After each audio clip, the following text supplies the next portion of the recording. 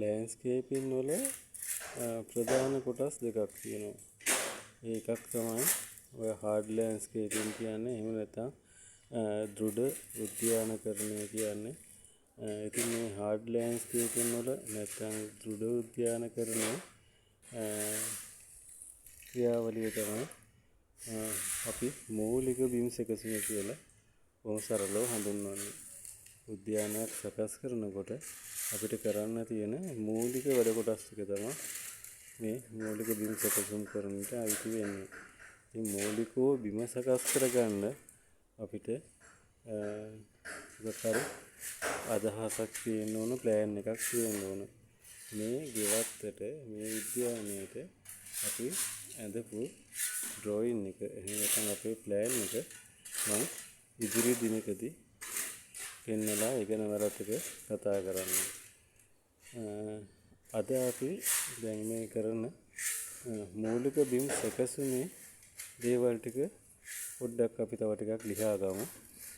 ඒ අතරම මම කැමති පොඩ්ඩක් ඔයාලත් එක්ක කතා බහ කරන්න ලෑන්ඩ්ස්කේපින් කියන එක ගැන. මොකද්ද ඔයාලගේ තියෙන අදහස කියලා. දන්නවද ලෑන්ඩ්ස්කේපින් කියන වචනේ ඇදලා තියෙන්නේ කොහොමද? මොකක්ද ඒකේ තේරුම කියන එක? ලෑන්ඩ්ස්කේපින් කියලා කියන්නේ ලෑන්ඩ් එකක් නැත්නම් භූමියක් ස්කේප් කරන එක, කපා සකස් කිරීම. ලෑන්ඩ් එකක් ස්කේප් කිරීම ලෑන්ඩ්ස්කේපින් හැටියට කියනවා. ඒ කියන්නේ භූමියක් කපා සකස් කිරීම කියන එක තමයි මේ තුල ගම්ම්‍ය වෙන්නේ.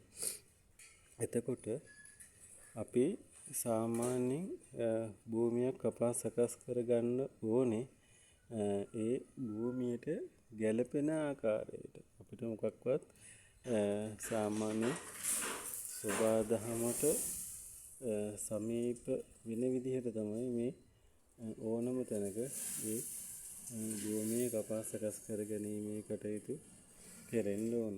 ඉතින් මම නැවතත් කියනවා උද්‍යානයක් සකස් කරනකොට තියෙන අපහසුම වැඩ කොටස තමයි මේ හાર્ඩ් ලෑන්ඩ්ස්කේපින් නැත්නම් මූලික බිම් සැකසුමට අයිති වෙන්නේ.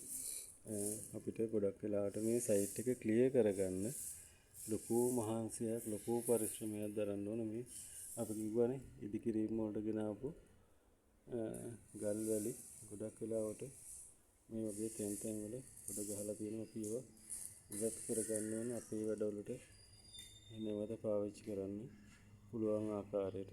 ඒ අතරම අපිට තියෙනවා සමහරලාට මේ අනවශ්‍ය තැන්වල හිටවපු ගස් කොළන් රූට් බෝල් කරලා අරගෙන අවශ්‍ය තැන්වල හිටවන්න.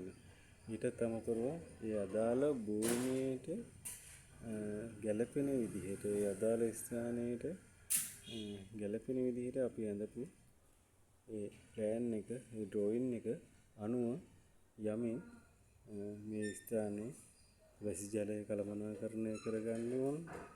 ඊට අමතරව නිවසට එන වාහන ගාල් කරන්න කටයුතු කරන්න ඕන. ඒ වාහන එන්න කා පාත් එකක් පාවිච්චි කරන්න ඕන. ඊට අමතරව විකට් ගේට් එකේ ඉඳන් ගෙදරට එන්න ෆුට් පාත් එකක් පාවිච්චි කරන්න ඕන. ඉතින් ඒ වගේ දේවල් සාමාන්‍යයෙන් උද්‍යානයක් සැලසුම් කරනකොට ඇතුළත් වෙන්න ඕන. එතකොට අපි දැනගන්න ඕන, අපේ නිවැසියාගේ අහලා දැනගන්න වාහන කීයකට රත ගාලා ඉඳ තියන්න ඕනද.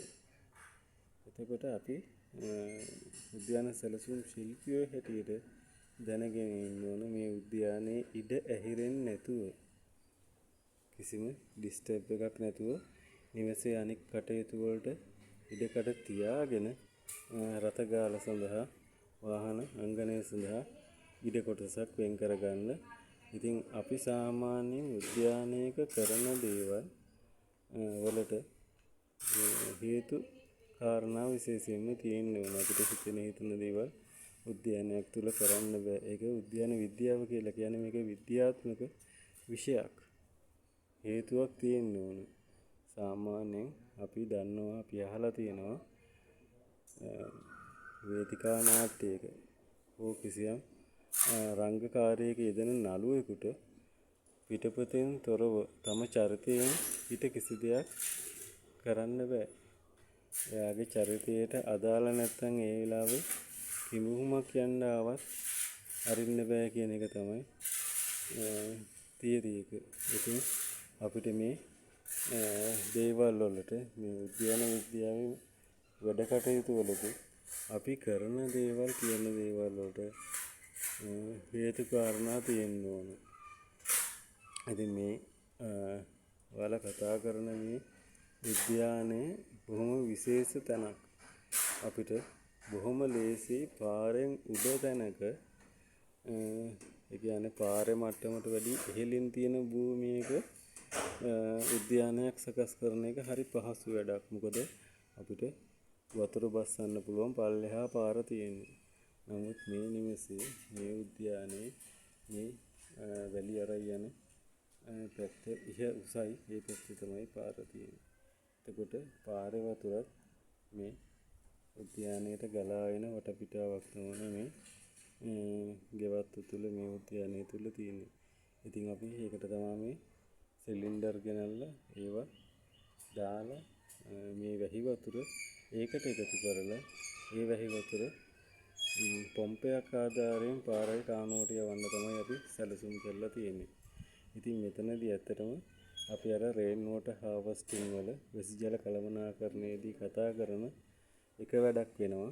අපි වතුර ගෙවත්තු තුල එකතු කරලා වැඩි වෙන හරිය තමයි වෝටර් ස්විච් එකක් සහිත සම්මිසිබල් පම්ප් එකක් ආධාරයෙන් එළියට පම්ප් කරන්න යන්නේ.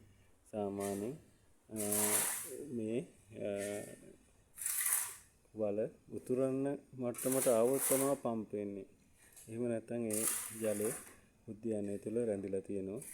අපිට ඒක භූමියට එකතු වෙන්න ඉඩ සලස්වන්න පුළුවන්. මොකද රේන් වෝටර් හාර්වෙස්ටිං වල තියෙන මූලිකම අංගයක් දෙයක් තමයි රීචාර්ජ් ග්‍රවුන්ඩ් වෝටර් කියන්නේ. ඒ කියන්නේ භූමියට ජලය, භූගත ජලය එකතු කරන එක, භූගත ජලය වැඩි කරන එක සාමාන්‍ය උද්‍යාන සැලසුම් ශිල්පීන් හැටියට අපිට අයිති වෙන එක වැඩ කොටසක්. ඉතින් අපි මේ ටික ටික මේකේ මූලික බිම් සැකසුම් වල යෙදෙන ගමන් ඉන්නේ. අපි තවත් වෙලාවක මේ වැඩ කටයුතු ගැන ඔයාලට තවදුරටත් කරුණු දක්වන්න බලාපොරොත්තු වෙනවා.